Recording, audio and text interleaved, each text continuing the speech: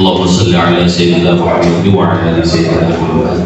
Yang terhormat Ibu Bupati Banyuwangi yang dalam hal ini diwakili oleh Bapak Asisten Pemerintah dan Ekstra Bapak Dr. Rizal Setiawan, yang kami hormati para narasumber Insinyur Kiai Haji Wahyudi, Mas Aditya, yang kami hormati moderator Pak Hakim, yang kami hormati para senior di pers dan LSM, ada Bapak saya Pak Eko, ada Pak Armin, mohon izin saya delik, ada Pak Kasat, dan semuanya saja yang tidak bisa saya sebut satu persatu. Teman-teman BPWK, teman-teman BPK, alhamdulillah pada hari ini kita di akhir tahun bisa mengadakan kegiatan bersama. Tentunya ada sesi-sesi berikutnya di tahun 2023 nanti sudah kita susun. Bapak Asisten Pemerintahan yang saya hormati, bahwa peserta pada hari ini sebanyak 125 orang. Harapannya dengan di akhir tahun ini kita bersilaturahmi bersama-sama untuk menyongsong tahun 2023 sebagai tahun yang politik dengan tenang, dengan kondusif, bisa berkomunikasi dengan baik, bisa saling memahami antara satu yang lain sehingga banyak ini tetap yang kita cintai ini bisa berlalu dengan baik. Kemudian nanti dari narasumber Mas Adit akan memberikan tentang aspek-aspek hukum, Bapak Insinyur Wahyudi tentang keormasan.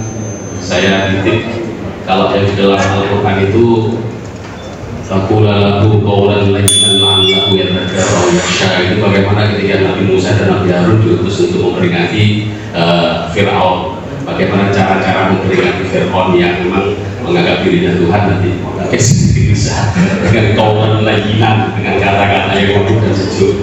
Saya titip ini saja.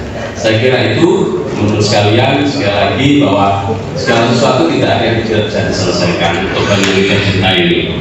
Kemudian segala sesuatu nanti bisa berkomunikasi.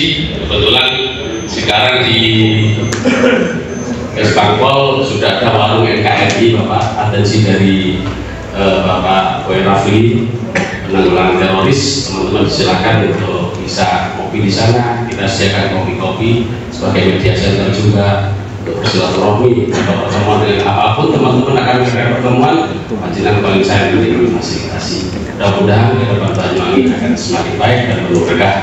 Bila taufiq wal hidayah. Assalamualaikum warahmatullahi wabarakatuh. Waalaikumsalam warahmatullahi wabarakatuh. Kita kasih aplaus untuk Mas Lutfi. Bismillahirrahmanirrahim. Assalamualaikum warahmatullahi wabarakatuh. Selamat pagi, salam sejahtera untuk semuanya. Swastiastu, salam kebajikan. Allahumma sholli wa sallim ala sayyidina Muhammad. Ya, jadi sholawat ini adalah ibadah yang apapun penisian selalu diterima Allah. Ini Pak Cien, Pak Kiai, yang saya hormati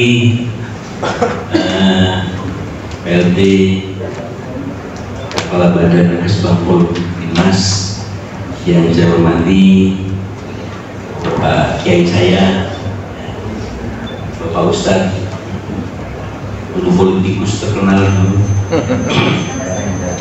Ya sekarang semoga tidak menjadi politikus, karena kalau beliau sudah ikut berpolitik banyak yang rusak. Ini saking yang mulia. Budijil Pak Ci, Kaporan, Anggolan.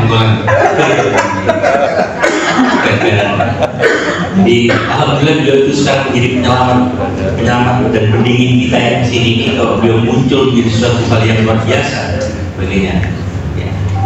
Beliau lagi Banyuwangi akan kisruh.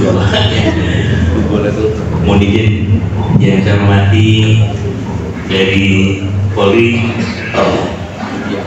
Mas Aditya, ya. Yang saya hormati Mas Hakim. Mas Hakim ini tokoh di macam-macam bisa. Yang terakhir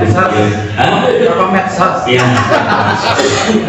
Yang saya hormati teman-teman pers, ya, baik itu media cetak, media online, media apapun dan sebagainya, ya, karena sekarang media macam-macam, ya. Yang saya hormati juga lembaga swadaya masyarakat yang bergerak dalam bidang apapun. Semuanya yang ada di sini yang saya cintai, saya banggakan. Selamat pagi. Selamat pagi. Pagi. Oh, iya. Luar biasa. Enggak semangat ya. Jadi jangan menganggap saya ini orang pemerintah yang hati-hati pada penjaringan. Karena penjaringan itu menganggap kami itu pemerintah ya sesuatu hal politik yang mohon maaf saya hanya melihat kondisi.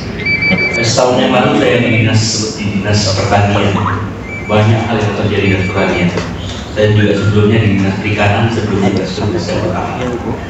Hal-hal yang dilakukan oleh pemerintah itu mesti banyak salah, apalagi yang melihat itu LSM. Tapi bagi kami itu menjadi kontrol aja, dan bagi kami teman-teman LSM itu menjadi teman.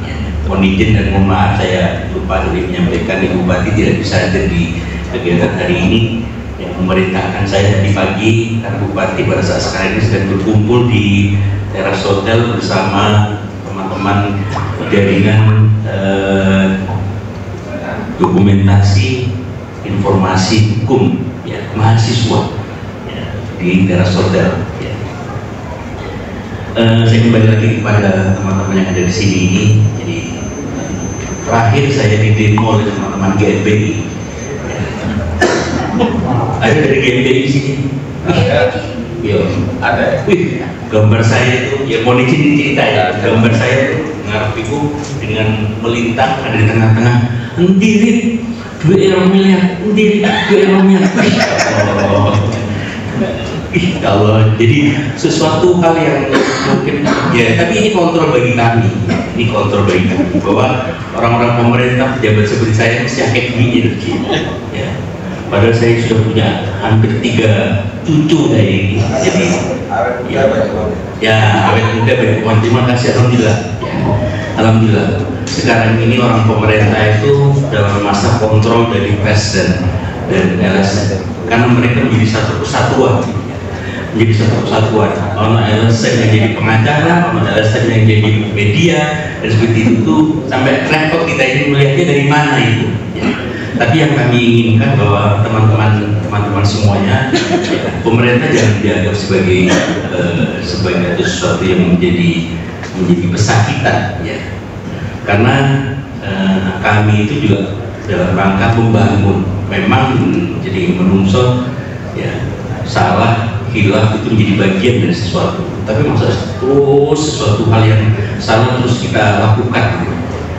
Tetap saja kualitas dari sebuah pekerjaan bagi pemerintah itu menjadi penting sangatnya, harus kita lakukan.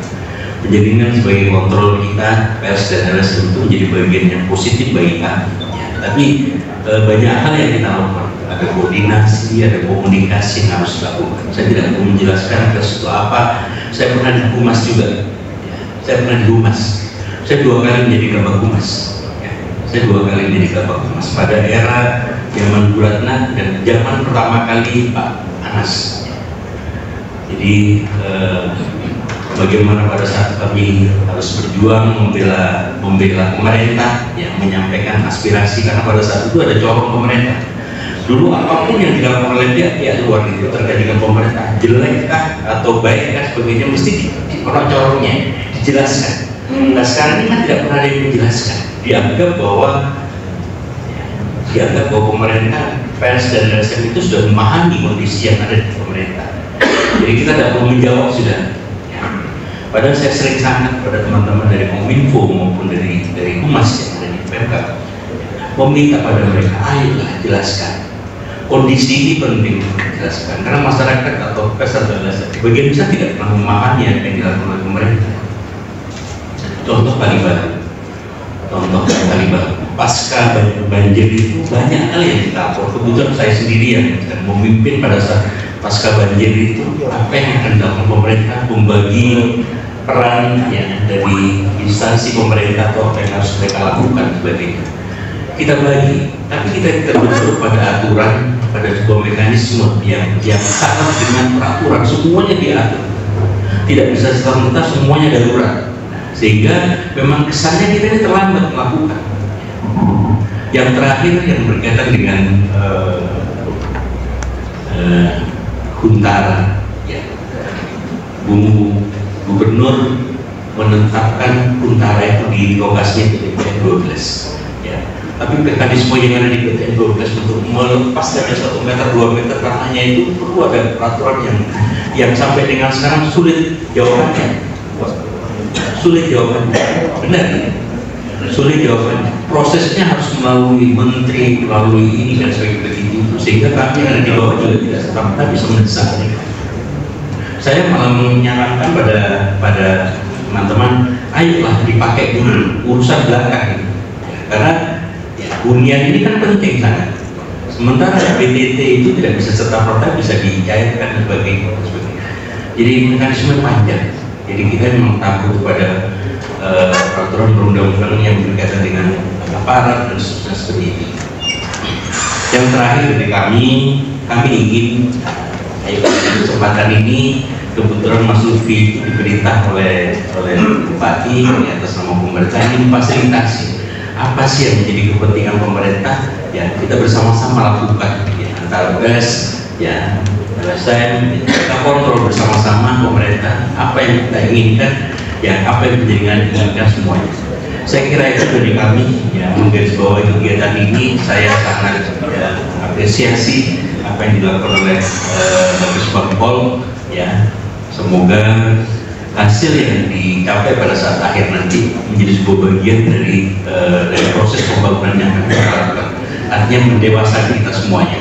Terima kasih kepada Bapak Insinyur Haji Ayudi, ya, SH, MH, ya, Mas Aditya, Mas Hakim, Mas Dokter sekarang, alhamdulillah. Ya. Sini ya dokter langsung. Dua-duanya dokter. Ya. Semoga sebelahnya juga akan menjadi dokter. Amin. Kuliah kapan? Dokter Anda saja. Terima kasih. Saya kira itu dari saya. Senyampang berkenalan dengan penjaringan semuanya yang ada di sini. Saya sudah setahun menjadi asisten, ya, sudah setahun Pak Ci menjadi asisten pemerintah dan Kesra, ya, jadi tugas saya ya, sudah melampaui batas, melampaui batas dari kemenangan. Contohnya pangkat saya sudah 4D, pangkat saya 4D. Mengapa 4D? Karena terakhir saya itu jadi asisten teladan se-Indonesia, ya. Saya menjadi asisten teladan pangkat luar biasa. Kenapa kok pemerintah pusat memberikan saya pangkat teladan? Tidak tahu juga saya. Pak Ari pengen ke Ari ini. Terima kasih pada semuanya. Mohon maaf pada penjaringan semua yang ada di sini. Jadi hampir sebagian besar sudah kenal Pak Ari, ya. Apalagi tokoh-tokoh tua ada Pak Parmin dan sebagainya itu. Ada Pak Eko. Oh ya, Pak Eko suka tuh. Orang Golkar Pak Ci. Tak Surya ini Istrinya Pak Wayu. Oh iya. Ya, mohon maaf. Assalamualaikum warahmatullahi wabarakatuh. Ungkap berdiri. Harus semangat. Saya kasih contoh. Semangat pagi. Jawabannya pagi. Luar biasa. Narkoba? No. Miras minum? No. Prestasi? Yes. Banyuwangi bersinar? Yes. Bersih dari narkoba Banyuwangi. Harapannya ke sana. Apa coba? Pinter-pinter mahasiswa semuanya.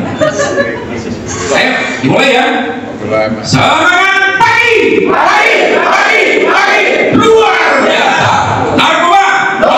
Miras minum? No. Prestasi? Yes. Banyuwangi bersinar? Yes. Tangan. Istimewa. Kita wujudkan Banyuwangi bersih dari narkoba. Monggo silakan dulu.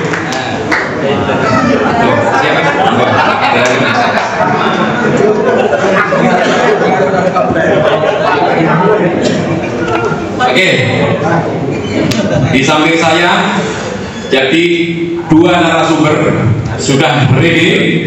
Beliau Bapak Insinyur Haji Ahmad Wahyudi, ini beliau doktor. Saya bacakan kurikulum kitanya dulu.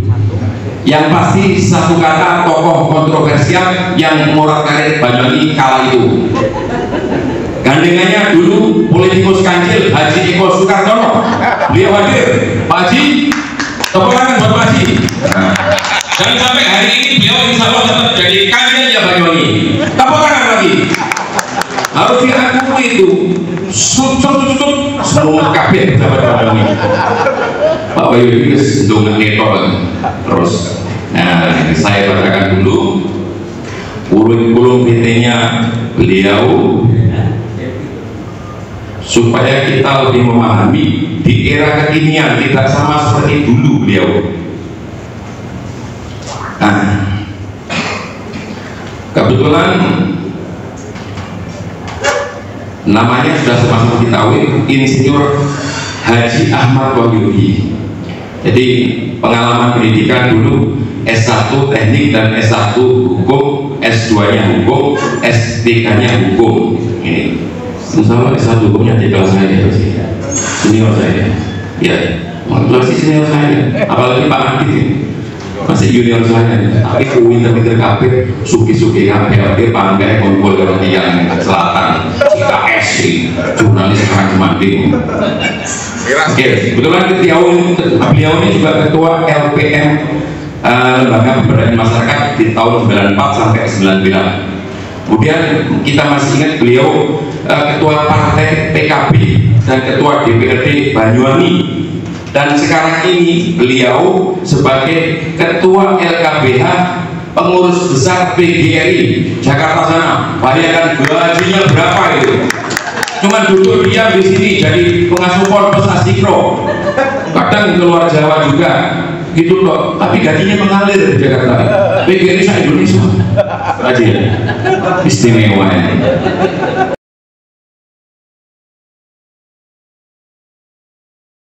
Aman. Oke, kami kira gitu. Sementara waktunya saya berikan dulu kepada beliau, nanti yang urusan hukum dengan Mas Adit. Monggo Pak Haji, saya persilakan. Assalamualaikum warahmatullahi wabarakatuh. Alhamdulillah, saya insya Allah nggak terpengaruh dengan Pak Haji.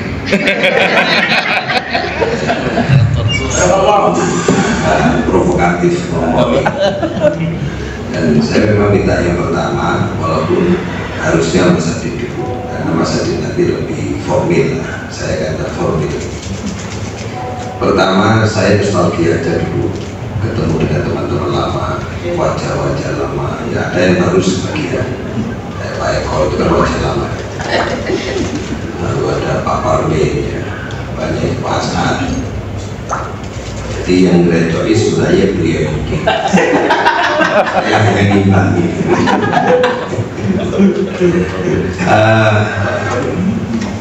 Ini berangkatnya dari provokasi Pak Lutfi dan Mbak Yunis, karena saya ini rangkap-rangkap sekarang ya, kadang-kadang jadi kiai, kadang-kadang jadi pengacara. Memang ada ayat waqula itu katakanlah kamu berdua itu maksudnya Nabi Harun dan Musa kepada Fir'aun. Fir'aun itu kaulan layyina, bahasa yang lembut. Jadi ada bahasa itu, ada yang lembut, ada yang kalimah, namanya kaulan kalimah, ada kaulan syadid. Syadid itu benar, relevan, tepat waktu, tepat sasaran, itu namanya syadid. Ada kaulan takilah, berat, punya bobot, punya nilai. Ini dibahas yang lainnya yang halus. Lalu akan mereka itu bisa menerima peringatan dan irsyad, bisa memiliki rasa empati. Jadi kalau kita keras seperti Pak nanti suaranya itu nggak nyampe kepada hati, itu berhenti di bidang telinga. Saya dulu keras waktu politik itu, ternyata saya sadar sekarang kalau keras itu berhenti di bidang telinga. Tapi kalau halus ini insya Allah sampai ke hati. Jadi dia keluar dari hati, perantara lisan, diterima telinga, berhenti di hati. Tapi kalau Pak Hakim tadi itu berhenti di gendang telinga. Dan nomor rekening. Saya sudah ditanya nomor rekening juga. Sahabat-sahabat saya, kalau saya jadi narasumber ini agak susah. Saya ingin jagoan aja. berbagi pengalaman. Saya dulu tahun 94 itu memang sebelum ada rame-rame nama LSM, saya sudah mendirikan namanya Lembaga Pemberdayaan Masyarakat, namanya LPM, yang gerakannya itu gerakan untuk masyarakat miskin. Sebelum ada LSM masyarakat miskin, kita sudah punya tahun 94. Gerakan itu kemudian melahirkan suatu gerakan keagamaan, kemudian jadi politisi dan seterusnya, sampai terakhir saya pernah ditunjuk oleh Menkumham itu sebagai penyuluh refiling khusus narapidana teroris. Jadi bagaimana kita merubah cara pikir seorang teroris menjadi tidak teroris, berpikir Islam yang asalnya keras menjadi berpikir Islam yang menjadi moderat. Yang saya suruh itu namanya adalah Pak Ade. Pak Ade itu adalah narapidana teroris kasus bom Tamrin. Saya menyuruh itu diskusinya luar biasa, mengubah itu sangat susah sekali. Selama 6 bulan itu hanya mampu kita mengubah pikirannya hanya 30%, 70% susah. Dan dia bisa berubah menjadi seorang teroris itu hanya 30 menit. Kita butuh waktu sampai 6-1 tahun belum bisa. Itu hebatnya satu doktrin itu lahirnya dari suatu perkataan yang pilihan-pilihan katanya, ucapan-ucapannya itu menjanjikan kenikmatan, dan otak kita gampang percaya. Makanya informasi ini sangat penting. Maka kalau ada diskusi tentang berita, kali ini ada teman-teman saya tidak pernah mengklarifikasi tentang berita. Jadi misalnya ada berita yang kurang baik, itu kami tidak pernah mengklarifikasi. Biarkan berita itu berjalan, dan nanti dalam proses perjalanan berita itu akan diseleksi oleh penerima berita itu sendiri. Yang jadi susah kali ini adalah ketika kita tidak mampu mengelola berita atau menerima berita sehingga berita itu punya kualitas dan nilai benar, kita sudah tidak bisa memahami ini perkataan benar yang berangkat dan punya nilai kebenaran. Nah, saya punya rumus yang pertama, kalau kita ingin bisa menerima kebenaran dan kebenaran itu menjadi sesuatu yang asik untuk kita bincangkan, pertama kali harus ada ruang khusus kita untuk diskusi, mengisi pikiran-pikiran yang ada dalam otak kita. Yang terjadi, mohon maaf, di pemerintahan kita di Banyuwangi ini belum terbuka ruang-ruang diskusi untuk mengisi dan sharing informasi apa yang pernah dilakukan pemerintah dan apa prestasi yang dilakukan teman-teman LSM, termasuk aktivis-aktivis yang lain, sehingga ada suatu proses falsifikasi, tesis antitesis tentang kebenaran yang telah diklaim oleh salah satu pihak. Misalnya pemerintah menganggap dirinya prestasi, tapi LSM menganggap belum berprestasi. Nah, sebenarnya ini harus ada ruang untuk mengadu data, tetapi secara fair, tidak dengan sentimen tapi dengan argumen. Nah, ruang ini seperti ini ruang yang sangat tepat untuk menguji kebenaran informasi yang disampaikan Pak Arif tadi. Apakah betul pemerintah itu sudah punya prestasi,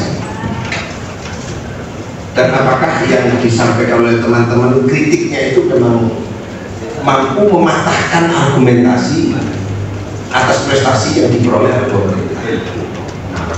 Nah, ini kan harus ada kesepakatan di ruang publik ini diambil oleh pemerintah, ruang-ruang diskusi dibuka, yang pertama. Sehingga kalau kita berdiskusi dengan pikiran-pikiran yang penuh dengan keilmuan, itu akan menjadi asik. Maka, nah ini saya sebagai ahli, sebagai pengawas politik, Nabi itu punya sifat 4. Yang pertama, Nabi itu punya sifat tabligh. Tabligh itu artinya lisan. Lisan itu artinya berbicara. Cara berbicara, cara memilih kata, cara berargumen, cara berdiplomasi itu menjadi penting bagi seorang pemimpin. Sehingga istilah-istilah yang dipakai di dalam suatu komunikasi itu istilah-istilah yang bisa diterima oleh lawan bicara. Tidak begini, saya sedang bicara seperti apa yang saya ingin bicarakan, dan teman-teman ingin mendengar sesuatu yang ingin didengar, bukan ingin mendengar sesuatu yang sedang dibicarakan lawan bicara. Seharusnya pembicara itu membicarakan sesuatu yang dibutuhkan oleh lawan bicara. Tapi kebanyakan kita ini sering berbicara seperti yang ingin kita bicarakan, dan kita ingin mendengar sesuatu yang kita ingin dengar.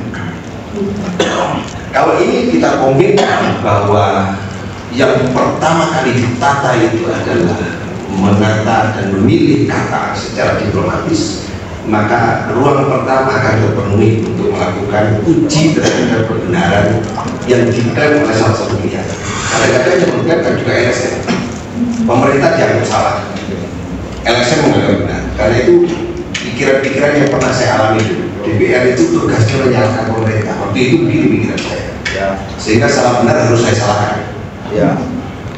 Tapi kemudian pernyataan saya diuji di ruang publik. Benar nggak yang dikritik oleh DPR? Benar nggak yang dijawab oleh pemerintah? Nah, kalau ini kita sepakati pilihan kata itu tepat dan benar secara diplomatis, maka ruang diskusi akan menjadi segar. Yang kedua, Nabi itu sifatnya sithik.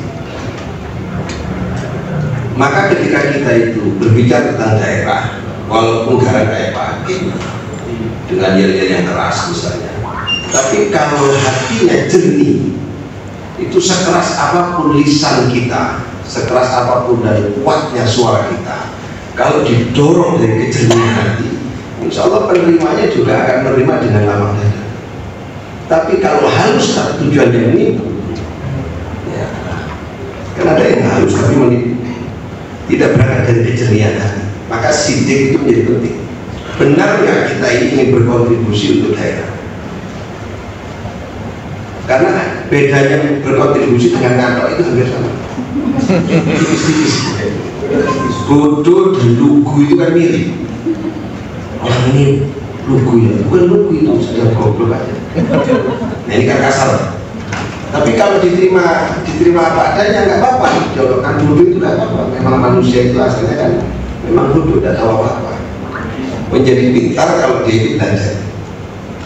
Jadi orang lugu dan bodoh itu mirip. Sama dengan ketika kita mengkritik, dengan kita membenci itu mirip sama. Apa yang membedakan? Yang membedakan dorongannya. Ini dorongannya, energinya dari mana? Kalau dorongannya dari hati, walaupun keras suaranya akan sampai ke hati. Itu yang ingin saya sampaikan yang kedua. Yang ketiga, ada sifat yang ketiga itu cerdas. Cerdas itu tumpukan pikiran yang ada di dalam benak, atau pikiran kita yang ada dalam otak kita, dalam akal kita. Cerdas itu harus memenuhi 5 syarat. Satu, harus teliti. Tidak cukup hanya yang pertama saja teliti, tapi harus penuh dengan keilmuan, referensi. Sehingga kita tidak boleh melangkah bersikap tanpa didasari oleh ilmu. Maka kalau di dalam bahasa pesantren itu ada alim, ada rasyid, ada rasyid, ada faqih, ada ulul albab. Yang pertama alim. Alim itu orang yang mengetahui, yang memiliki ilmu, yang cukup referensi, cukup membaca, buku-bukunya cukup, diskusi keilmuannya cukup. Tapi ilmu tidak cukup. Yang kedua adalah perlu ketelitian. Karena orang yang punya ilmu belum tentu teliti. Kadang-kadang dia sembrono juga. Mempunyai ilmu aja belum tentu teliti, apalagi nggak punya ilmu. Yang ketiga adalah hati-hati. Target sasaran ilmu itu adalah ilmunya mampu mengaruhi perilaku saya, sehingga perilakunya itu menjadi dia hati-hati. Itu yang ketiga. Yang keempat harus sakit, harus mendalam, dalam dan luas. Jadi ilmu itu harus biar agak terlalu serius. Ilmu itu harus dalam sampai ke dasar laut dan harus luas sampai ke tepi. Kita ini kadang-kadang menerima informasi nggak sampai dalam, hanya separuh aja informasi yang kita terima, lalu kita ledakan menjadi satu berita. Selain dalam harus luas. Nah ini kan menyangkut tentang mindset. Ada fixed mindset. Kalau sudah fixed mindset menjadi repot. Jadi mindset itu harus luas pandangannya dan harus dalam. Melihat seseorang itu harus dengan cara yang sangat teliti. Karena kata tahu dengan kata ilmu itu berbeda. Saya pernah ditanya seorang santri begini, Pak, kalau Tuhan itu bisa dilihat? Saya jawab bisa. Terus ada lagi saya tanya, Tuhan tidak bisa dilihat? Tidak bisa. Nah, dalam satu forum ditanya dua pertanyaan. Yang satu tanya Tuhan bisa dilihat, yang satu tanya Tuhan tidak bisa dilihat. Sama-sama saya jawab. Yang satu saya jawab bisa dilihat, yang satu tanya tidak bisa dilihat, saya jawab tidak bisa dilihat. Nah, akhirnya dia menjadi galau karena pertanyaan ini nggak konsisten. Menurut saya konsisten. Tuhan bisa dilihat dengan melihat makhluknya, kita tahu tentang kekuasaannya. Jadi kita bisa melihat Tuhan dari makhluknya, tapi Tuhan tidak bisa dilihat seluruhnya.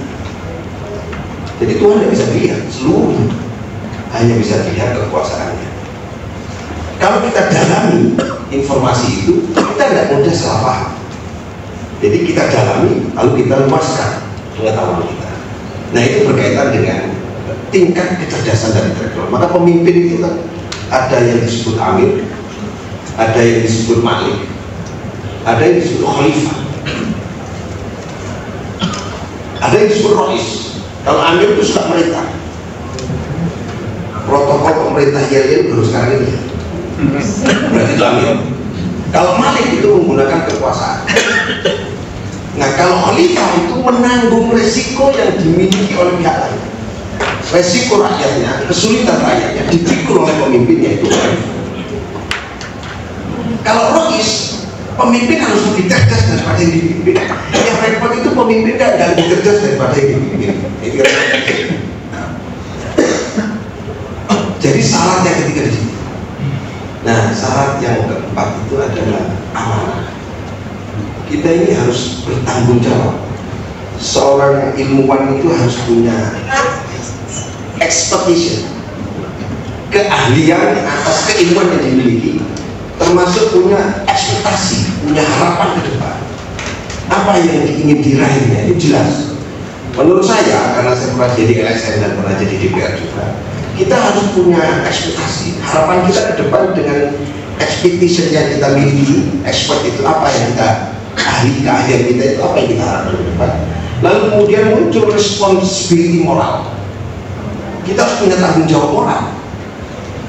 Saya sering disebut lagi bikin ruwet di bagaimana. Tapi saya bertanggung jawab, Ustaz. Saya tanggung jawab secara moral. Apa tanggung jawab? Setelah saya berhenti dari politisi, saya jadi pengacara, saya berturai, saya dirikan yayasan, namanya Yayasan Lembaga Bantuan Hukum Kawah Ijen. Kawah Ijen itu singkatan Kiai Ahmad Wahyudi, Insinyur Jenderal. Bisa dikatakan Kiai Ahmad Wahyudi Ijen.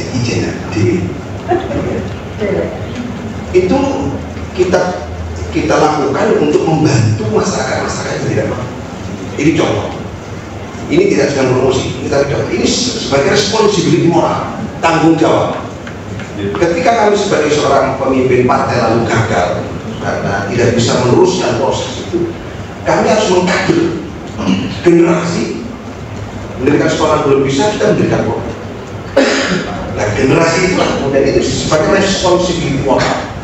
Ya, jadi kita ini setiap masing-masing kita harus punya tanggung jawab atas apa yang kita miliki. Yang kita miliki ini apa? Keahlian apa yang kita miliki? LSM, DPR, di pengacara, apa saja profesi kita harus ada responsibility moral. Yang terakhir adalah kita harus punya kemampuan untuk bermain orkestra, bersosialisasi. Maka saya punya empat doktrin. Pertama adalah idealisme ideologi, ada idealisme profesional, ada idealisme sosial, ada idealisme moral. Setiap kita kalau punya idealisme ideologi, kita akan berdiri tegak berdasarkan prinsip-prinsip yang kita yakini. Itu namanya idealisme ideologi. Yang kedua, idealisme profesional. Apa yang kita lakukan itu semua berdasarkan referensi, tidak berdasarkan kesenangan kita sendiri, tapi memang ini adalah ada dasar hukumnya. Kalau ngomong hukum, ini ada referensinya. Kalau kita ngomong ilmu, basicnya ada. Jadi kalau dalam Al-Quran disebutkan wala taqfu ma laysa laka bihi ilm, janganlah kamu melangkah dan bersikap tanpa didasari ilmu. Itu namanya idealisme profesional. Jadi berarti kita sebagai LSM, teman-teman, karena kita sama-sama LSM, kita tiap hari harus meningkatkan kualitas kita. Mau sekolah formal, mau nggak sekolah formal, sama saja menurut saya. Kalau kita sekolah formal tapi kita dapatkan ijazah tidak belajar, itu cuma. Tapi kita seperti ini, saya menyadari kenapa saya datang, dan saatnya saya hadir di Sumatera, karena memang hari ini adalah menurut saya hari dimana kita meningkatkan dan mengupgrade diri. Itu adalah idealisme profesional. Yang ketiga adalah idealisme sosial. Kita harus bantu masyarakat membangun hubungan interaksi sosial yang bagus. Dan yang terakhir adalah idealisme moral. Nah, menjaga moralitas ini sebelum ke Pak Adit ya, hukum itu, karena saya orang pengacara, hukum itu pasalnya banyak dan sesuai selera bisa. Penegak hukum itu bisa menggunakan seleranya untuk menggunakan alasan agar bisa menyalahkan dan menyudutkan misalnya, atau membebaskan orang lain, membantu orang lain, bisa beracara maupun sebagai penegak hukum yang lain, sebagai penampung, sebagai pengacara maupun polisi maupun jaksa hakim bisa. Tapi ada yang tidak bisa dilakukan oleh siapapun penegak hukum apabila punya moralitas ini. Dia tidak bisa main-main dengan pasal apabila ada moral. Nah, ini yang harus kita bangun, idealisme moral. Nah, ini sahabat-sahabat yang sahabat ini sebagai pengantar nanti yang harus kita lakukan di dalam membangun sinergitas ini. Saya belum pernah datang di acara-acara seperti ini selama pemerintahnya Mas Anas sampai pemerintahnya Bu Anas ini, pemerintahnya Pak Menteri sampai Bu Menteri, saya belum pernah. Baru sekarang. Kalau tadi sebelum saya akhiri Pak, kalau tadi saya disebut sebagai ketua pengawas yayasan, saya ini ketua pengawas yayasan pendidikan yang mahasiswanya 7.000. Itu di pusat kota provinsi Sumatera Barat. Saya ini ketua, orang Banyuwangi itu ketuanya di Sumatera. Kita kalau tidak punya prestasi, mohon maaf, kita tidak bisa lulus. Kita main di lingkup bertengah dengan teman Pak Eko terus gitu. Kita harus keluar dari sini. Nah, ini saya bertanggung jawab atas apa yang saya sampaikan. Maksudnya adalah memang kita harus membangun prestasi untuk melawan yang paling bagus itu membangun prestasi. Menghina musuh itu tidak ada gunanya. Itu pernah saya lakukan. Mengejek musuh, menjatuhkan itu tidak ada gunanya. Yang paling tajam dan bisa membunuh musuhnya apabila kita berprestasi, musuh akan jengkel pada kita. Assalamualaikum warahmatullahi wabarakatuh.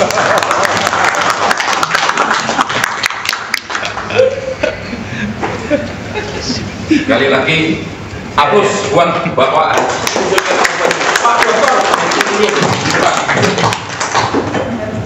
harus kita mulai Pak Dr. Haji Ahmad Wahyudi. Ya, terima kasih Pak Dr. Wahyudi. Jadi pada prinsipnya saya tarik kesimpulan bahwa sekarang itu maunya itu lebih baik alon-alon kalau menyampaikan kepada pemerintah daerah, kawan-kawan media dan LSM, santun, karena beliau sekarang gayanya gaya santri karena pengasuh korpes, mau tidak mau menyesuaikan. Tapi dulu coba sampai tayangan, saya nemu foto pada 10 tahun lalu beliau ini pengambil kebijakan yang sangat menentukan di Kabupaten Banyuwangi bersama politisi kancil Pak Haji Iko Soekartono. Ada lagi waktu itu Pak Joni Supargyo juga ada, ya. Ada lagi waktu itu Pak Hermanto, ya. Itu pokoknya provokator semua di Kabupaten Banyuwangi waktu itu. Itu jujur itu, saya ngikuti roadshow-nya beliau itu juga turun ke desa-desa waktu itu pemekaran Mari, ya. Alhamdulillah tidak jadi tetap gajinya Pak Asisten utuh hari ini. Coba kalau pecah kan kira-kira separuh gajinya Pak Asisten Pak Kesbangpol Pola itu sudah bisa tayang. Ayo tayangkan sama hasilnya Mas Adit.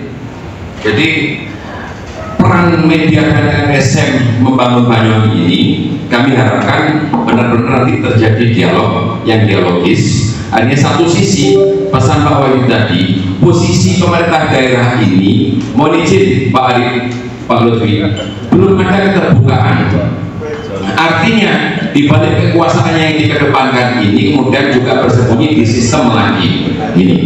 Nah ini coba ditonton fotonya ini, Pak Haji Iko Soekartono masih Heri Suwarsono salaman sampai hari ini saya juga punya fotonya itu, salaman disaksikan di kantor bironya Rian Surya pada saat itu. Nah jadi mau contohnya Pak Dr. Wahyudi itu utang recok gila, saya ada juga bingung waktu dengan kantor bupati. Kiai kok yang malu sama Pak Wahyudi ya bingung ya, kok isoman kok kiai ini kiai belajaran waktu itu masih kiai belajaran tapi ngomong suruh kiai yang ada di Banyuwangi abangmu dulu gitu loh. Oh jangan provokator Banyuwangi, tapi untuk Banyuwangi maksudnya. Jadi cara-cara menyampaikan pendapat salah satunya memang dengan turun jalan. Nah ini saya harapkan ini nanti ini hanya pengalaman sejarah waktu itu, tidak boleh ditiru. Sekarang Pak Wahyudi minta kita secara santun baik-baik menyampaikan. Artinya kalau saya kutip sekarang bisa 3 Pak Wahyudi: komunikasi, koordinasi, kolaborasi. Harus dibangun komunikasi, koordinasi dengan kolaborasi. Gak usah demo-demo ujung-ujungnya jalur PK, jalur proyek dia, bawa kemudian cuma isi-isi Pak Haji Iko Soekartono. Maksudnya Pak Haji Iko Soekartono itu lebih aneh dulu.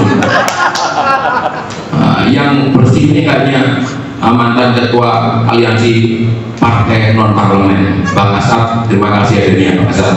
Kang Parmin, istimewa semuanya ini, tokoh-tokoh senior semuanya ya. Ada mungkin yang tidak bisa siapa, kawan-kawan orang pressroom juga semuanya ya. Oke, ditampilkan CV-nya Mas Adit. Buanjang masalah kalau saya bacakan. Karena ini istimewa, beliau ini doktor. Berarti kan dokter. Satu-satunya dokter berarti di Polresta Banyuwangi ya. Beliau aset Polri, bukan aset Polresta Banyuwangi. Beliau dinas di Subbag Hukum Polresta Banyuwangi. Tepuk tangan dulu buat Mas Adit ini. Baik, Bapak dan Ibu yang saya hormati, Bu Bupati Banyuwangi yang dalam hal ini diwakili oleh Bapak Asisten Pemerintah dan Kesehatan Pak Arif. Selamat pagi menjelang siang Pak. Berikutnya saya hormati pula Bapak PRT Kepala Batas Bangpol Pak Lutfi. Selamat pagi menjelang siang Pak. Tidak lupa yang saya hormati beliau senior saya dan 3 kali bertemu dalam forum ini begitu. Dulu 2014 dengan beliau ini saya ketemu di Thailand di Bangkok, kebetulan sama-sama berangkat ke sana. Beberapa bulan yang lalu ada acara diskusi publik terkait RKUHP di DPRD dengan beliau juga. Saya sebenarnya kaget loh ketemu lagi Pak di sini Pak. Nah, jadi kebetulan saya dengan beliau ini ada beberapa persamaan begitu. Yang pertama tunggal guru, kebetulan nama yang sama. Yang kedua kami sama-sama pengacaranya Pak.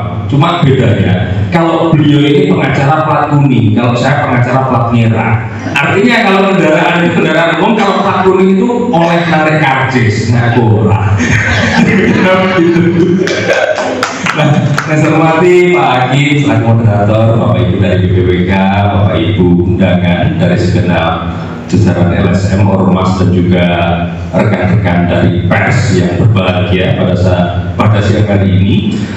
Jujur saja saya senang sekali menerima undangan dalam kesempatan hari ini. Mengapa? Saya rasa ini penting. Saya lihat di undangan itu topiknya kok menarik sekali. Kegiatan pemberdayaan dan pembinaan ormas, peranan LSM dan pers dalam membangun Banyuwangi. Dan momennya saya rasa ini tepat sekali Pak. Mengapa? Ini di penghujung tahun Desember. Nah, kebanyakan orang di penghujung tahun itu digunakan untuk muhasabah diri. Makanya sering ada kegiatan-kegiatan itu refleksi akhir tahun.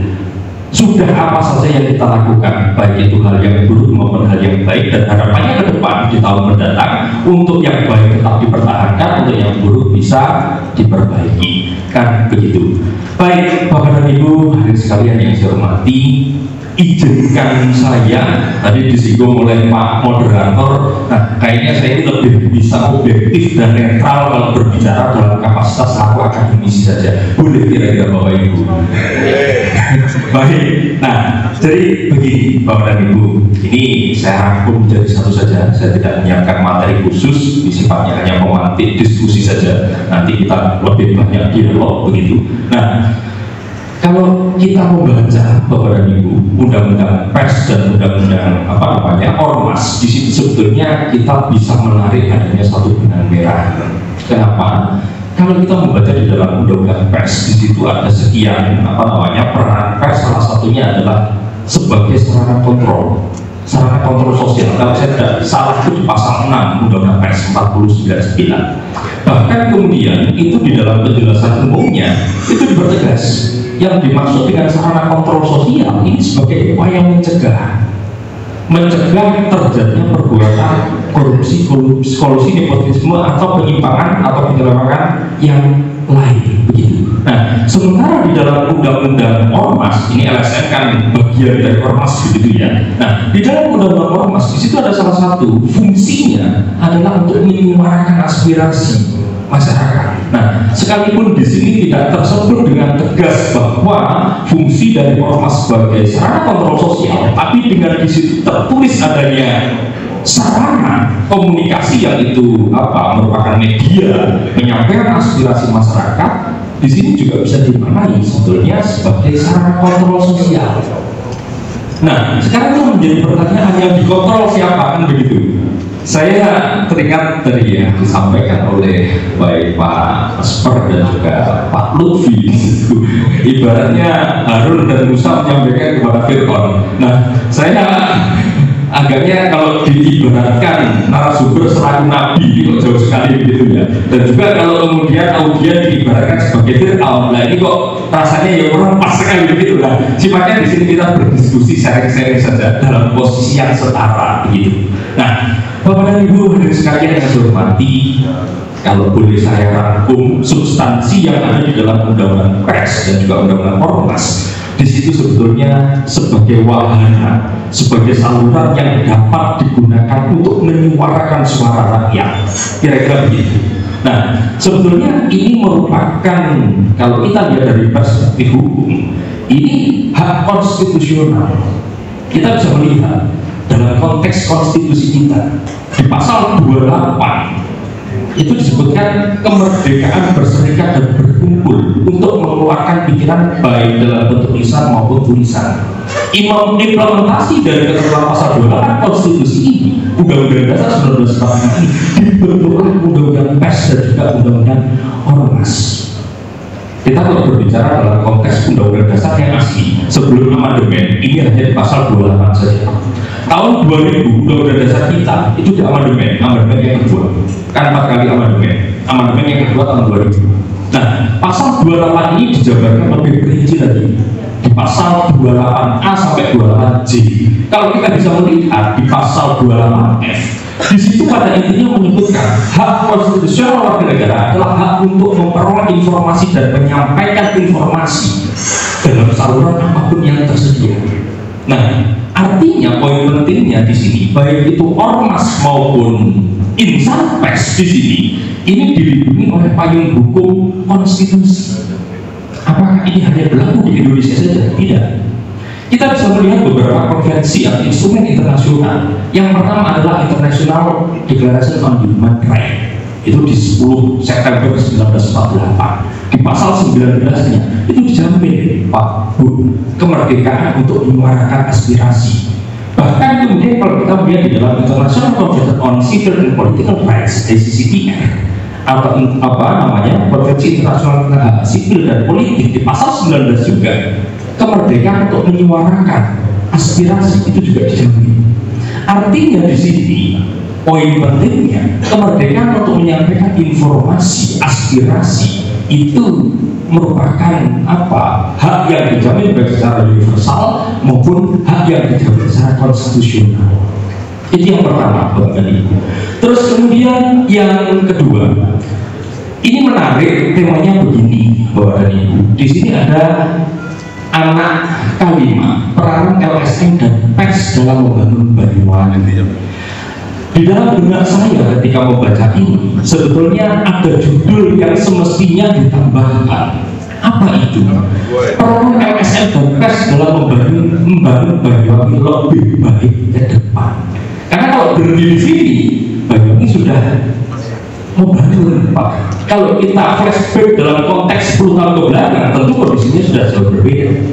Nah, kalau kita sepakati ada anak kalimat yang semestinya ditambahkan, membangun Banyuwangi lebih baik ke depan. Langkah awalnya apa? Kita harus muhasabah diri. Kita harus merefleksi, dan ini momentumnya pas Pak di akhir tahun, agar di 2023 nanti kabupaten atau kota yang kita cintai ini bisa menjadi lebih baik. Nah, bagaimana caranya untuk kita bisa lebih baik? Kita harus introspeksi. Apa sih sebetulnya kekurangan kita ini? Kan gitu. Nah, sekarang kita konkretkan, kita kerucutkan menjadi variabel yang lebih spesifik. Ormas dan insan pers yang ada di Banyuwangi hari ini yang sudah kita lewati di tahun ini sudah ngapain aja, kan gitu. Kalau hal baik kita berikan apresiasi, hal yang kurang kita perbaiki, Pak. Dan saya harap di dalam forum yang sangat berbahagia ini kita berbesar hati dan sanggup menerima dengan pikiran dan pandangan yang terbuka. Kalau memang di situ ada kekurangan, kita akui dan kita harus bertekad untuk memperbaiki, Bapak dan Ibu. Bapak dan Ibu sekalian yang saya hormati. Jadi tadi sempat saya singgung, kalau itu di Undang-Undang Pers di pasal 6 itu bunyinya salah satu peranan dari pers adalah sebagai sarana kontrol sosial. Terus kemudian dipertegas di dalam penjelasan umum yang dimaksudkan sebagai sarana kontrol sosial di sini adalah upaya untuk mencegah terjadinya korupsi, kolusi, nepotisme ataupun penyimpangan dan penyelewengan dalam bentuk yang lain. Nah, di sini Bapak dan Ibu, power atau kebebasan yang itu diberikan kepada insan pers begitu besar. Bahkan ini, kalau kita melihat, kita sepakat ini, Indonesia ini sebagai negara demokrasi. Kalau kita ngomong secara umum, Bapak dan Ibu, di situ ada 4 pilar negara demokrasi, dan pers menjadi salah satu pilar keempat. Selain kekuasaan eksekutif, legislatif dan yudikatif adalah kebebasan pers. Nah, yang terjadi permasalahannya begini, Bapak dan Ibu. Sebetulnya original intent atau maksud pembentuk undang-undang pers ini baik, memberikan kebebasan pers sebagai sarana kontrol sosial, tujuannya untuk mencegah terjadinya korupsi, kolusi, nepotisme atau penyimpangan yang lain. Tapi yang terjadi di dalam realitanya tadi disinggung oleh Pak Hakim, seakan-akan di situ mencari-cari kesalahan dari stakeholder terkait. Tapi kemudian di situ kepentingannya bukan untuk kepentingan masyarakat, hanya untuk kepentingan pragmatis saja. Seringkali terjadi di setiap instansi ada pengadaan barang dan jasa. Terus kemudian di situ ada koreksi-koreksi eksternal baik yang dilakukan oleh insan pers dan juga teman-teman dari ormas. Nah, kemudian yang terjadi di situ beberapa oknum memaknai hal demikian secara transaksional. Ketika kemudian koreksi itu ada bergaining, yowis, kamu tak kasih penunjukan langsung sekian, nah, koreksinya selesai. Nah, ini menjadi satu permasalahan klasik, dan saya rasa bukan terjadi hanya di Banyuwangi saja Bapak dan Ibu. Nah, tentunya sekalipun ini permasalahan klasik, kalau kita sudah punya tekad bagaimana ke depan kita semakin baik, ini harus ada perbaikan, ini harus ada evaluasi. Ini efek domino Bapak dan Ibu. Kenapa saya katakan efek domino? Beberapa bulan yang lalu saya diundang oleh inspektorat di acara Satgas Saber Bumi, ya forum serupa begitu, cuma untuk audiensnya itu kepala desa rayon berapa ya, Kabat, Rojampi, Licin. Nah, ada salah satu penanya, dan ini saya rasa ada sesuatu yang digeneralisasikan. Saya tidak kebiasaan begitu. Saya di sini makanya menyebut dengan kata oknum. Di situ ada koreksi yang bersifat eksternal, baik dari pers maupun dari ormas. Terus kemudian ketika koreksi itu direspon dengan adanya bergening tertentu, koreksi itu terhenti. Nah, di sini letak adanya kepentingan pragmatis yang di situ dimaknai secara transaksional. Sekarang logikanya begini. Untuk dana-dana seperti itu, atensi seperti itu, saya rasa tidak perlu menyebut secara spesifik bahwa dan Ibu sudah paham arahnya kemana, kan begitu. Nah, di situ kan tidak tercantum pos anggaran, baik di dalam, kalau kita ngomong dalam konteks pemerintah desa, baik di DD dana desa yang sumbernya dari APBN maupun ADD yang sumbernya dari APBD, kan nggak ada pos-pos seperti itu. Dana-dana seperti itu yang diberikan untuk bergening ketika ada koreksi eksternal. Lantas dapatnya dari mana? Pasti kan dapatnya dari perbuatan-perbuatan yang menyimpang. Nah, di sini ada efek domino. Mestinya pers itu tujuannya, kalau kita konsisten dengan pasal 6 Undang-Undang Pers, untuk mencegah perbuatan korupsi dan nepotisme. Tapi yang terjadi apa? Justru dengan adanya perbuatan-perbuatan seperti ini justru akan membuka ruang adanya potensi yang besar untuk terjadi perbuatan-perbuatan yang koruptif. Ini permasalahan klasik Bapak dan Ibu. Dan ini saya rasa tidak hanya terjadi di Banyuwangi saja ya. Nah, dan saya rasa kalau kita punya tekad dan sesuai dengan kalimat di dalam tema besar diskusi kita hari ini, mestinya perbuatan-perbuatan demikian tidak perlu terjadi ke depan, karena saya dibatasi oleh rezim waktu begitu oleh Pak Moderator. Saya rasa saya ini cukup sampai di sini dulu, nanti kita akan elaborasi lebih mendalam di dalam sesi diskusi. Sekian dari saya, Bapak dan Ibu, kurang-lebihnya saya mohon maaf. Bila taufiq wal hidayah, wassalamualaikum warahmatullahi wabarakatuh. Aplaus buat Pak Aditya Sanjaya. Terima kasih. Dua narasumber sudah menyampaikan presentasi materinya terkait Bapak Wahyudi tadi. Jadi kita ngomongin bagaimana seharusnya kalau menyampaikan pendapat, persoalan dan sebagainya tidak seperti itu dulu, dengan yang halus. Gak usum biar ini saya kayak demo-demo. Enggak Pak Haji Soekarno dari kak demo mana maksudnya.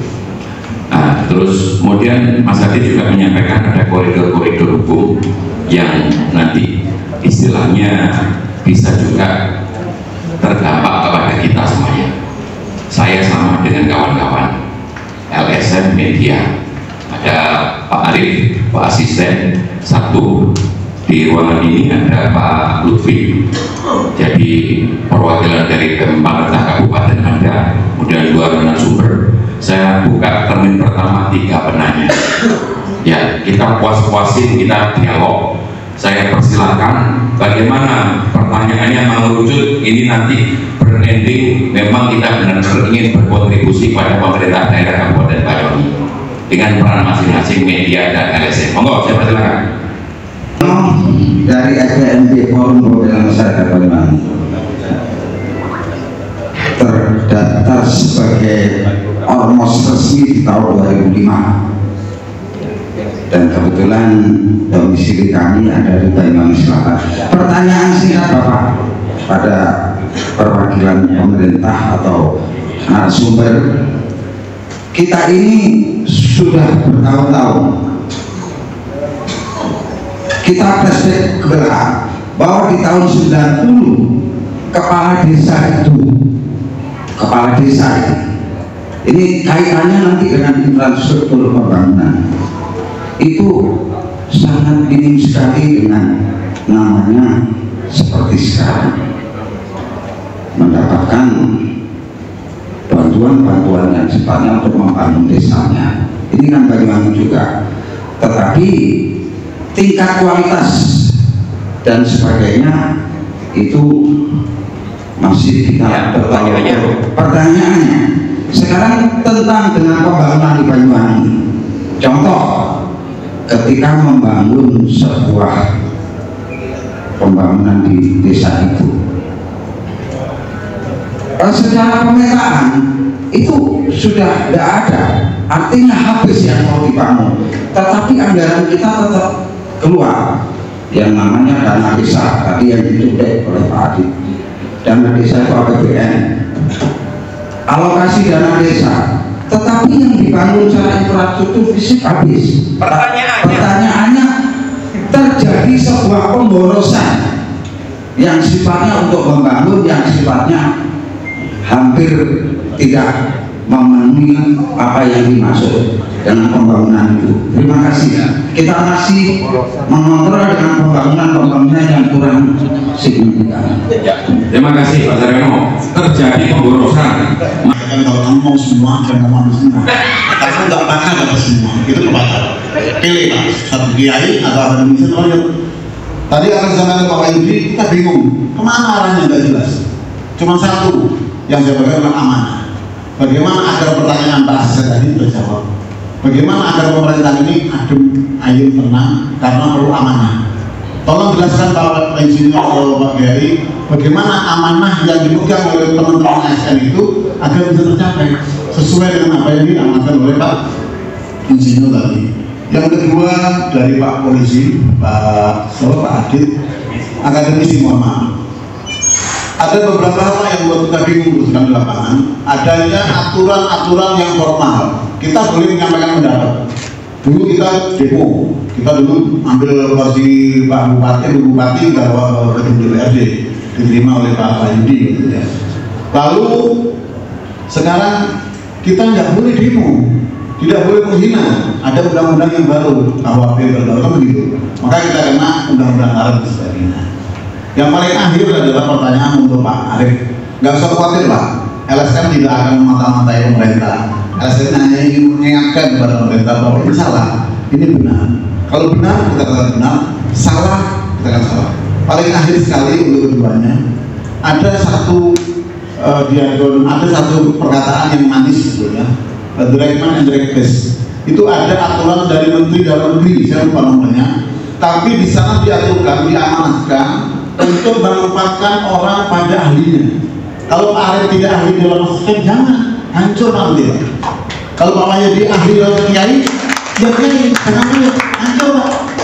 Katanya Al-Quran, berilah sesuatu kepada ahlinya. Kalau tidak, tunggulah kehancurannya. Banjir dari kami Pak. Karena apa? Kita oleh pemimpin tidak ahli, tidak ngerti, buta. Contoh Pak Lufi ahli dalam kesempatan, silakan ahli. Maka pegang amanat itu, bikin dengan pikiran sesuatu, berikan kepada ahlinya, maka akan sukses. Terima kasih. Wassalamualaikum warahmatullahi wabarakatuh. Istimewa, tepuk tangan buat Pak Asad. Istimewa sekali. Jadi kepada dua narasumber pertanyaan nanti mohon dan itu tidak saya tinggalkan pada Merdeka biar kenal lebih jenuh. Judulnya karena di hadapan saya ada saudara, sahabat, ya kadang-kadang musuh. Jadi itulah dinamikanya dengan Pak Wahyudi. Sampai dikenal KNDO pengacau Banyuwangi. Judulnya kegiatan pemberdayaan dan pembinaan ormas. Saya khususkan kita ke beliau narasumber, termasuk Pak Asper, tapi ke Kesbang. Jadi apa yang disampaikan oleh Pak Asper dan Mas Hakim berulang-ulang menyampaikan, ada apa ini dengan kondisi LSM dan wartawan? Sebetulnya persoalan dari komunikasi. Berulang-ulang saya sampaikan ke beliau. Mari Pak, tadi juga disampaikan oleh Mas Hakim, ada dialog. Ya pun tidak bisa seperti ini, mungkin gantian dipilih kemudian satu forum hari ini mungkin 20 dan selanjutnya mungkin 20 dan lain sebagainya. Problemnya ya sudah dikatakan Mas Hakim orang yang sangat pengalaman. Kalau teriak-teriak pasti ujung-ujungnya BM. Kalau teriak-teriak ujung-ujungnya dapat sarana sekarang ini yang menjadi Mas Hakim lebih dewasa lebih, karena sudah kita tuntas. Maka keinginan saya Pak Esbangpol, Pak Lutfi, ayo kita tidak seremonial kayak gini. Jadi sekarang mungkin kalau di Sangoni lah pulangnya Sangoni teman-teman kan mayoritas ekonomi bawah, jadi kita untuk bensin. Itu harapan kami. Saya yakin kalau ada dialog. Kalau saya melihat Pak Aspor ini memang saya kenal beliau lama dan masyarakat saya tahu persis. Jadi kalau ada sesuatu mesti turun lapangan langsung. Tapi tidak seperti tidak kayak kaki-kaki yang lain, ada yang tertutup, kopinya banyak, nanti beberapa ini pindah lagi HP-nya. Ini hal-hal yang bermasalah di lapangan. Itu yang kedua. Yang ketiga, saya minta istilah pemberdayaan pembinaan ini teman-teman khususnya LSM didampingi untuk proses punya badan hukum. Risiko hukumnya banyak, tinggi banget kalau Anda teriak-teriak ternyata tidak berbadan hukum. Jadi persoalan ya. Kami mengharap Pak Lutfi untuk bisanya mengajak teman-teman LSM karena ya memang sampai hari ini kita masih kesulitan untuk cari kerjaan. Ya kerjaannya teriak-teriak itu. Kita tahu persis kemarin ada yang kegiatan yang APBD digedok, PAK digedok, pasti ada orang ini. Nah, diterima sekda, besok sudah nggak demo. Hal seperti ini mungkin bagi kehormatan untuk Esbang sangat-sangat dapat kami perlukan. Demikian, terima kasih. Assalamualaikum warahmatullahi wabarakatuh. Khususnya Pak Wandi, terima kasih. Siap, terima kasih Mas Kaji Pak Soekartono. Beliau ini guru saya. Saya dulu diajak sering diwari ngurusi partai Golkar, ketika partai Golkar ditutup kantor dan sebagainya. Alhamdulillah di sini ada Pak Arif, asisten satu juga, Pak Kepala Bagas Banpol. Tapi artinya mohon izin, Lebeng Seto ini memang LSM dan media itu di Bagas Banpol. Itu ya. Baik, terima kasih. Kalau ditantang Pak Asati saya berdiri. Ada teori namanya Abraham Maslow tentang hierarki kebutuhan manusia.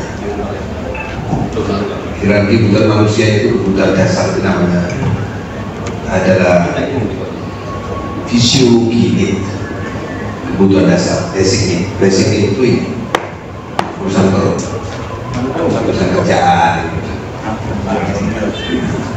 Nah, ini adalah basic need. Hierarki kedua namanya adalah sosial. Terus tingkat ketiga namanya estimate. Yang keempat namanya adalah actuality. Ada yang kedua adalah tentang security. Tadi ada ini. Yang pertama adalah basic. Kita ini ternyata masih berdiskusi di ruang fisiologi, fisik. Jadi bagaimana kita bergerak, kita dapat sesuatu berupa finansial, itu namanya basic need. Kalau diskusi tingkat basic need itu berarti diskusi kita datang dapat apa dan kita pulang membawa apa. Itu basic need. Tapi kalau kita naik ke tingkat kedua namanya adalah security, keamanan, rasa aman. Kalau kita aman, di Banyuwangi aman, tenang, itu kebutuhan yang kedua.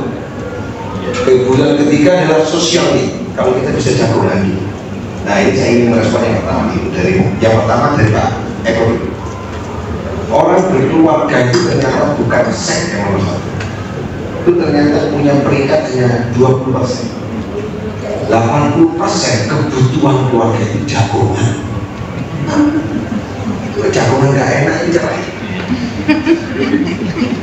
Karena urusan seks itu banyak, urusan 5 menit, 15 menit, paling lama 30 menit. Tapi jagoan itu nanti kita ini kan butuh jagoan, iya dong. Kita ini butuh jagoan dan pemimpin, kan gitu.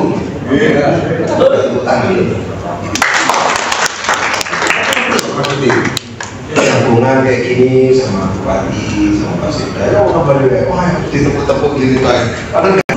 Tapi pengakuan aktualiti bahwa kita di Banyuwangi diakui sebagai LSM yang punya peran di Banyuwangi, nggak dikasih dijanjiin sekarang BL itu tetap guyu pokoknya seperti ditepuk-tepuk.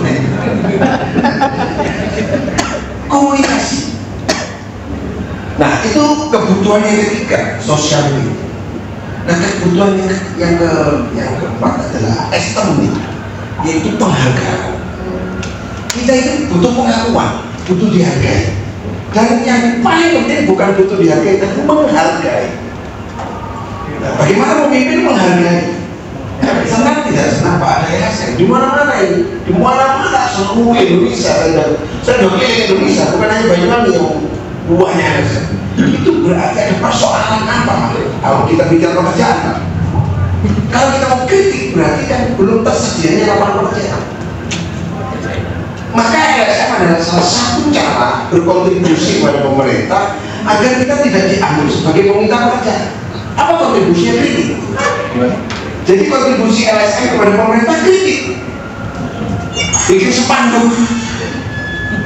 Itu kan Pak, saya sering melihat di medsos itu spanduk yang dipakai sekarang. Itu kalau saya melihat sebagai pemerintah, itu kontribusi.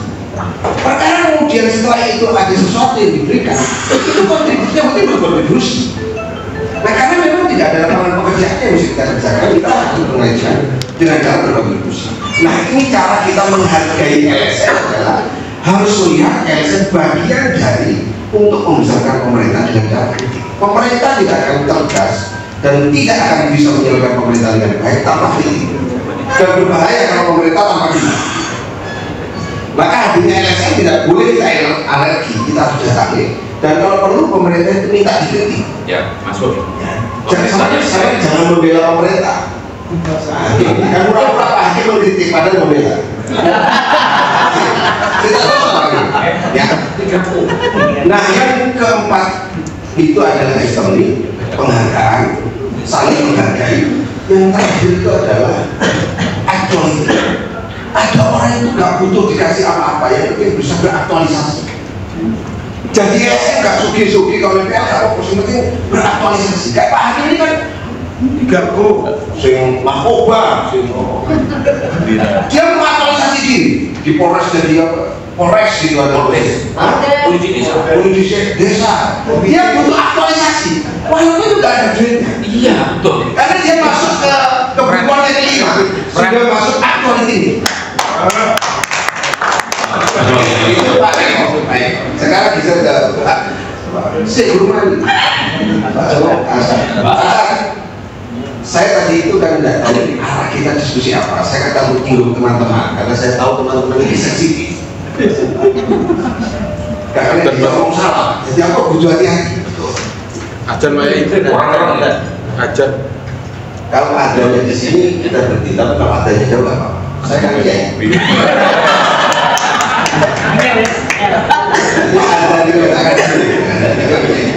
Azan itu yang dijawab itu adalah masjid yang sekiranya kita bisa jamaah dijawab kita. Kalau jauh nggak usah.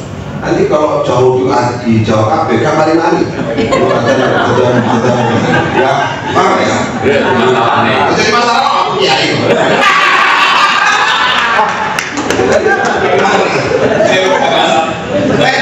Ini pengacara kan kiai.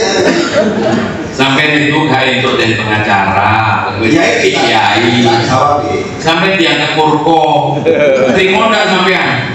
Ada nggak hadisnya itu dalilnya menjawab itu? Tenang aja, habisin.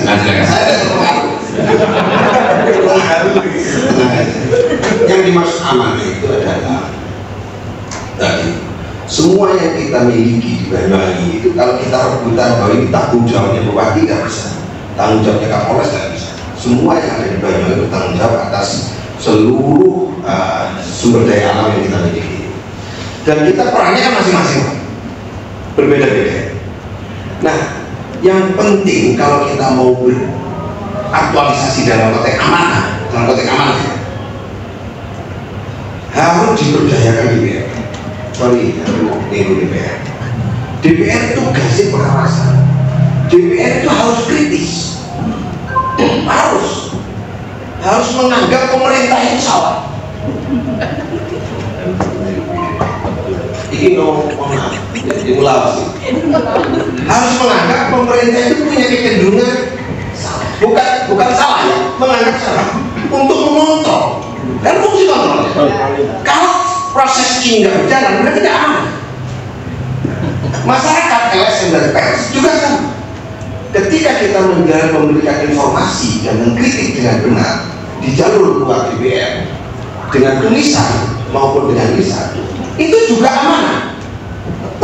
Harus dipahami begitu. Ketika pemerintah menjawab dengan benar dan lurus, itu juga amanah. Nah, saya punya teori begini, Pak. Ada teori induksi, ada teori falsifikasi, ada teori namanya fakta, realita.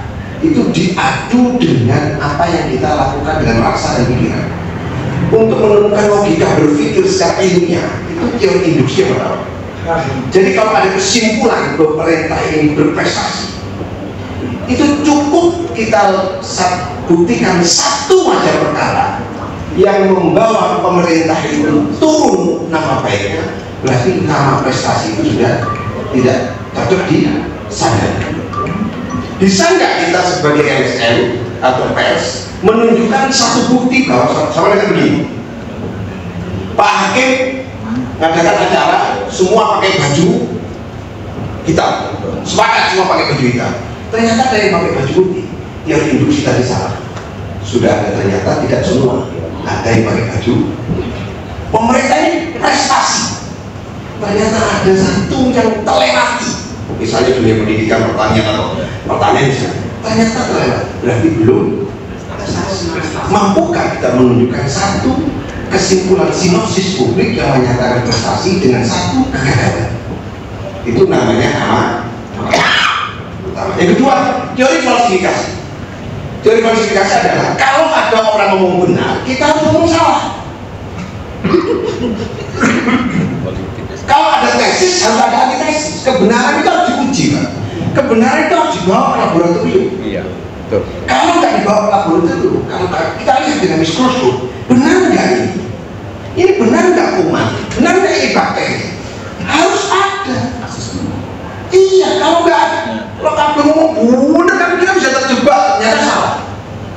Jadi orang yang mengatakan salah, itu tugasnya memang ngomong salah. Jadi karena dibenci orang yang ngomong salah itu untuk menguji. Setiap dia ngomong benar, salahkan aja. Saya ngomong benar, salahkan aja. Tapi kapan benar? Semakin banyak disalahkan, ternyata dia kokoh dalam kebenaran, maka kebenaran yang tegak itu mendekati kebenaran yang sehat.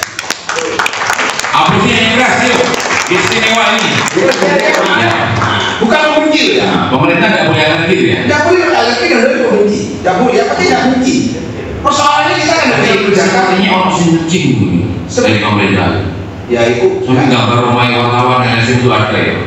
Ya itu apa? Tujuannya jadi pegawai boleh rezeki. Oh. Nggak melayani. Si akhirnya orang mau digambar. Saya ingin boleh. Cukup Mas. Ini di komani Pak boleh. Terus yang terakhir Pak, kalau Pak Saryono, kalau kita berpikir pemerintah, orang pemerintah dan orang swasta beda. Gini Pak, kalau orang swasta boleh duit, itu karena gak ada duit, mungkin program fisik belum boleh duit. Gue nggak ada duit, ayo dari ekspor, misalkan. Iku ngomong dari daerah, kurang duit. Iki kudu sing dididik. Iki bahasanya ya, bahasa ya. Iki ngincer sikile sapa? Biasa seragame putih. Apa iki? Oke. Iku ora duit, Pak. Nah, iku boleh ide ya. Orang sing sangat ide, sing wae tas. Jadi seragam. Nah, itu punya program, punya rencana, punya pemerintah beda. Pemerintah itu pikirannya adalah ada duit baru punya rencana. Jadi duitnya tersedia, makanya kan berbasis kinerja. Duitnya ada, terus SKPD, kepala dinas, kamu program apa? Ya mesti kerja kau, mesti ada duit. Orang duit orang cerdas dada ya Pak. Mulai taruh duit, bodoh dada. Benar kan? Benar kan? Ada teman saya dokter, tapi bukan dokter Adit. Duit gak punya. Jadi kita akan duit disalahin selama itu. Jawabnya selama itu. Waalaikumsalam putra. Apa kata? Gak duit. Ngomong lagi dokter, gak duit. Belum dada. Jadi pemerintah kelihatan pintar, mohon maaf. Itu karena ada duit. Paham ya Pak? Kita tidak bisa memboroskan terlalu detail ya nanti. Jadi tugasnya seorang pemerintah itu bagaimana dia merencanakan duit dan menghabiskan duit.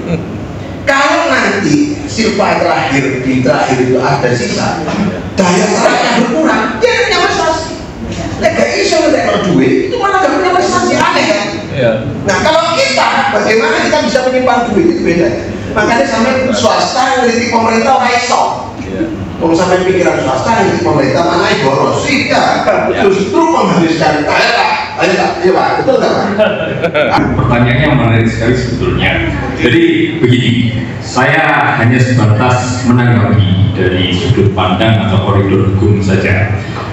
Jadi begini Pak, baik itu dalam konteks nasional terkait APBN maupun dalam konteks pemerintahan daerah terkait APBD, itu kan bukan untuk diibu dana dapat, kan ada peruntukannya untuk pemenuhan sebesar-besarnya kemakmuran rakyat. Wujudnya melalui apa? Kan pembangunan, kan begitu. Nah, jadi kalau di situ ada statement boros atau tidak, saya rasa ini relatif Pak ya, dilihat dari sudut pandang yang mana. Tapi kalau dilihat dari perspektif hukum, sepanjang sekalipun dana yang dikeluarkan itu fantastis begitu jumlahnya, sepanjang itu bisa dipertanggungjawabkan, dalam arti wujudnya ada, peruntukannya jelas, proses menuju ke sana tidak ada deal-deal tertentu. Kenapa saya katakan demikian? Seringkali terjadi begini Pak, dalam proses pengadaan barang dan jasa, ternyata kemudian pelaksana proyeknya DPW.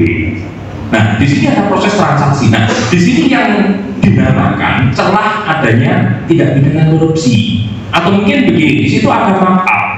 Misalkan dalam anggaran atau di dalam laporan pertanggungjawabannya sekian ratus juta, tapi ketika dicek di dalam spesifikasi bahan yang digunakan, misalkan membangun jembatan gitu.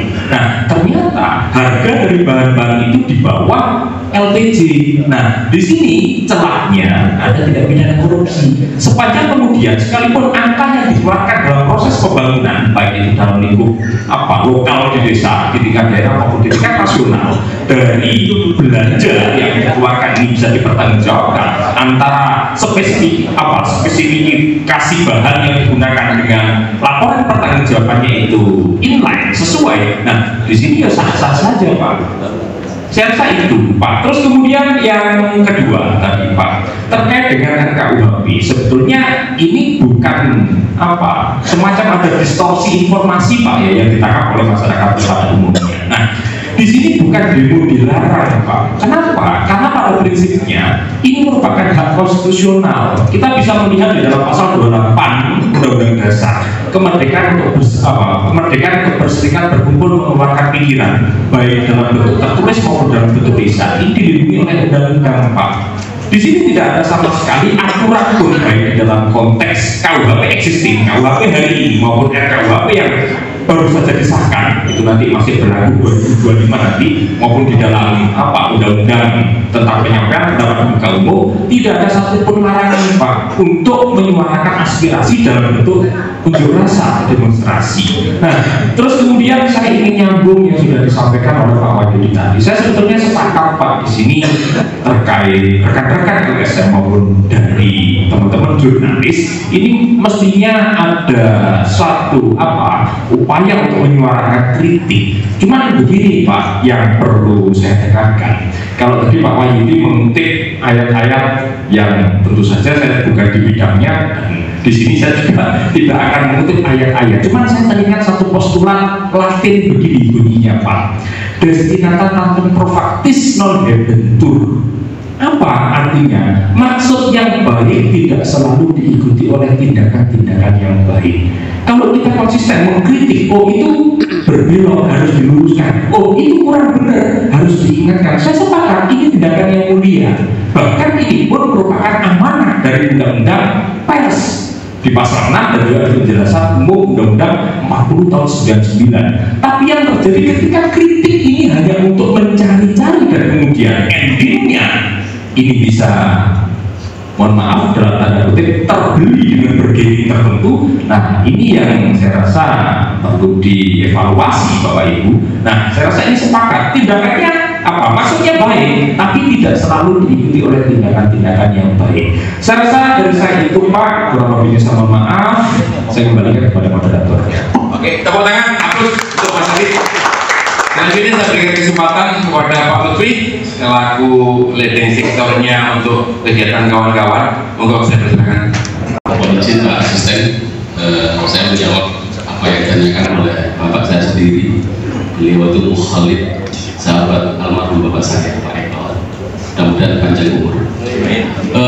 Saya dilantik jadi sekretaris dinas itu 1 tahun yang lalu Desember.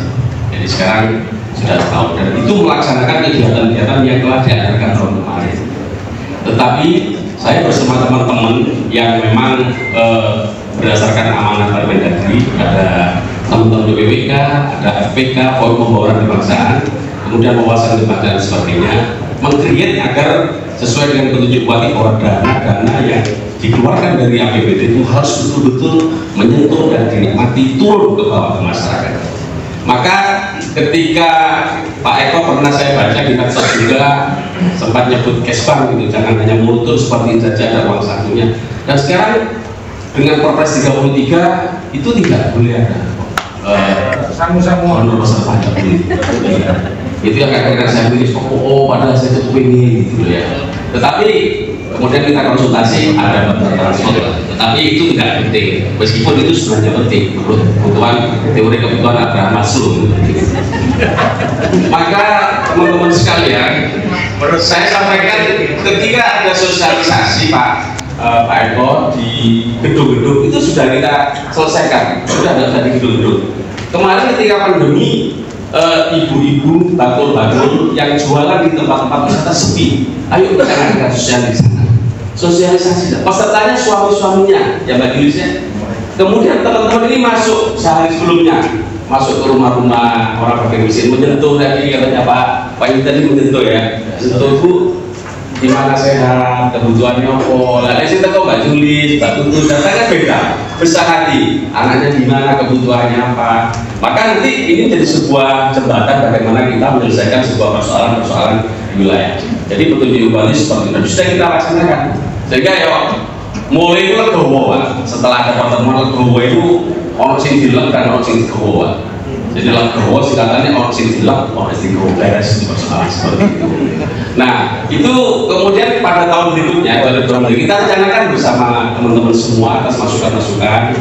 Contoh kita sering ngobrol jagongan di basecampnya Mas Hakim ini bersama Mas Yudi.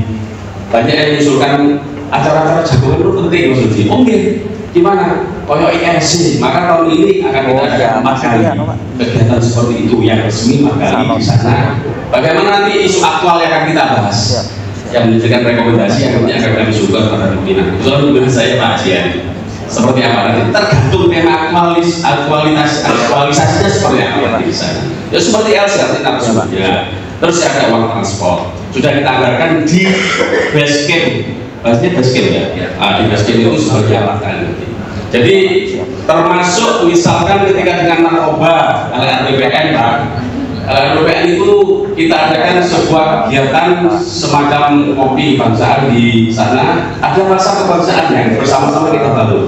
Maka orang-orang yang dulunya tidak jualan sekarang bisa jualan, bisa dapat hasil. Kemudian dari teman-teman yang ini dalam ke depan masih kita rajut alumni atau bahasanya itu setelah direhabilitasi. Mereka kan dikesampingkan oleh masyarakat.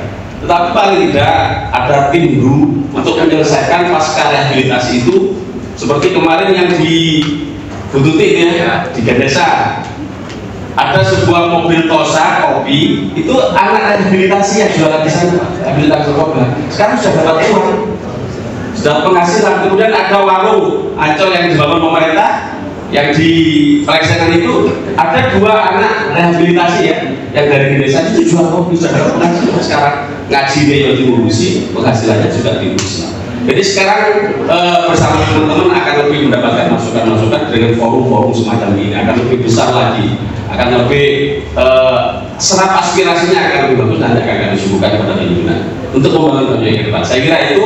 Terima kasih atas pendampingan dan pemasukannya selama ini. Mohon maaf. Aplaus buat Pak Kepala Bagas Parpol, mereka yang luar biasa. Nanti termin kedua silakan tanya kawan-kawan wartawan LSM jalur opo nih Bagas Parpol ya. Ataupun jalur gedung dibangun opo silakan ngajuk nih pakai proposal ya. Ini ada Pak Aib, alhamdulillah datang Ketua PWI, Pemretnya Radar Jawa Pos. Ada Pak Danu yang tukang demo tabuan. Kok lama tidak ada tabuannya sekarang? Apakah sudah dapat alat tabuan? Tidak tahu, nanti tolong tanya ya, biar nggak ada stigma negatif. Kok ya mesti itu mari tabuan rame bukan apa ini lagi. Tidak kunjungan kan? Penjelasan Pak Danu? Tidak. Tidak kunjungan? Pak Danu? Enggak. Oh iya, biar dijawab nanti. Mau ada Pak Asisten jawab. Pak Asisten perlu menambahkan mungkin? Dapat undangan dari Pak Lutfi. Ini forum yang luar biasa bapak-bapak semuanya, dan di sini juga banyak senior-senior dan teman-teman semuanya. Saya ada 2 sesi yang saya sampaikan. Yang pertama mungkin permintaan kami itu juga ada pertanyaan. Kalau permintaan kami mungkin kami apa yang disampaikan sama Mbak Eko tadi, bahwa perlu dibukanya ruang-ruang dialog lagi untuk mendalam agar serapan-serapan aspirasi lebih kena. Saya mau berangkat dari berpikir, misalkan pertemuan seperti ini, dialog seperti ini dibikin bertahap, artinya dibikin perbagi. Karena saya yakin perdapil-dapil ini banyak tokoh LSM, tokoh aktivis, tokoh pergerakan maupun PES yang mempunyai permasalahan sendiri-sendiri per wilayah. Tidak bisa digebiar jadikan satu sini, karena aspirasinya akan beda-beda. Misalkan kita saya bicara, kita ngomong tabuhan tadi dari Mas Danu, ya kan? Ya, ada juga. Sebentar, sabar. Ini permintaannya, ya kan? Kita geser ke mana, ke samping, misalkan pembuangan sampah di Rogo Jambi juga riuhnya bermacam-macam terbentuk pasir ya. Bergeser lagi ke selatan, ya kan? Ada lagi di tambang BSI yang masih perlu banyak pembicaraan dan perdebatan masih besar di sana. Walaupun pemerintah sendiri memberitakan juga ada baru saja kenyataan masih pantesan. Kalau tempat-tempat dialog baru sini masih ada, misalkan di Muncak ada sekolah aja sama Gus Mussolini, ya kan? Di Genteng ada teman-teman Mas Abbas yang ada di sini juga, ya Bodes Society. Itu saya berharap kedepannya ada seperti ini, dialog seperti ini per wilayah-wilayah. Saya berharap seperti itu. Oke. Kalau yang kedua, tadi saya membaca juga ada peranan LSM dan PES dalam membangun perubahan. Saya ini bingung, banyak yang mau dibangun ini yang mana? Kalau kenyataannya minta maaf kalau ada salah ya. Kenyataannya legislatif maupun eksekutif, ya moralitasnya masih perlu kami pertanyakan. Mohon maaf ya, saya juga bukan orang yang moralitas juga bagus. Tapi kalau kita ngomong Banyuwangi selayaknya moralitas yang disampaikan dari Pak Kiai tadi itu pada ujungnya moralitasnya kita masing-masing. Moralitasnya Banyuwangi sini dari legislatifnya perlu dibangun, ya maupun dari eksekutifnya perlu dibangun nggak? Jangan kami selalu bantu-bantu sedang moralitas mereka perlu bisa dibangun. Mau dibawa kemana Banyuwangi membangunnya itu? Terima kasih. Pertanyaannya supaya ada dialog-dialog seperti ini pada April. Kemudian seluruh jajaran stakeholder.